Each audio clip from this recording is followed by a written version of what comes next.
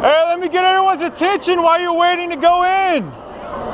We're out here today asking, what does it look like to be Christian in a culture that sacrifices its children? What I want you to notice is that we have thousands of people gathered here for an entertaining Christian concert. But every day in this country, there's churches that surround abortion clinics, and your neighbor and the image of God, who they are made in, is being ripped limb from limb. And we can't get anybody to go out and stand in the gap for those precious children.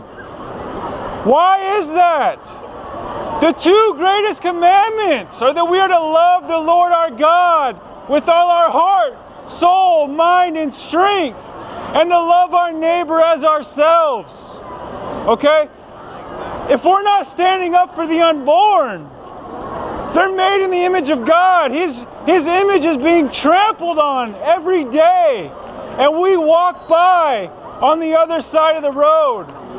Our neighbors are being destroyed every day, and we walk by on the other side of the road. Jesus told a parable about the Good Samaritan. There was a man who was oppressed and beaten, and the lawyer walks up and says, trying to justify himself, he said, "But who is my neighbor?" Jesus said, "Your neighbor is this man." And he shows the priest who was on his way to do God's work, the Levite who was on his way to the temple to do his duties in the temple, to do what God had ordained him to do. They passed by on the other side of the road, and they ignored their neighbor. And Jesus condemns them for that. And if they would have stopped and they would have said, "Hey buddy, let me tell you about the death, burial, and resurrection of Jesus," or if they would have thrown him a $20 bill, that wouldn't have been enough. Jesus commends the Samaritan for actually loving this man physically. Yep. He takes his time. He takes his energy. He goes out of his way. He leaves his comfort zone. He gets off of his animal. He puts the wounded man on his animal. And he loves this man physically. He doesn't stop and offer a prayer. He doesn't stop and tell him about the death, burial, and resurrection. He cares for his physical needs. So I ask you, are you going to love your unborn neighbor who is killed 3,500 times a day?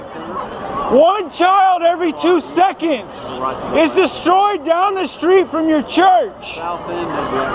Church is not about going to a Christian concert or going within the four walls and meeting with other people who agree with you. Church is about loving your neighbor, hitting the streets with the gospel of Jesus Christ.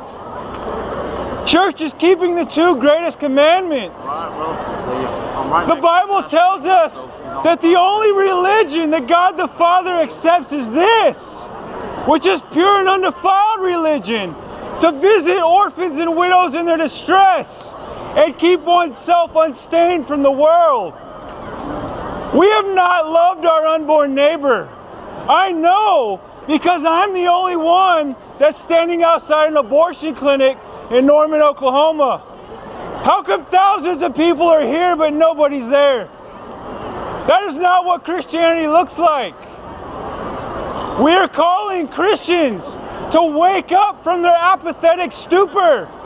We're calling them to wake up from their comfort zone, to get off of their hands and to leave the pews and take the streets with the gospel of Jesus Christ. There's nothing wrong with a Christian concert. I love Christian concerts. Nothing wrong with that at all. But there is something wrong when you can get thousands to come to that, but you can get nobody to love their unborn neighbor. So I want you all to think about that. I don't tell you this out of hatred, because I love you as my brothers and sisters. And I want you to wake up. I want you to love what Jesus loves. I want you to act as Jesus acted.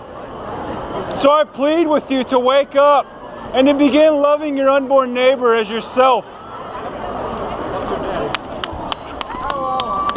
Awesome, man. bro.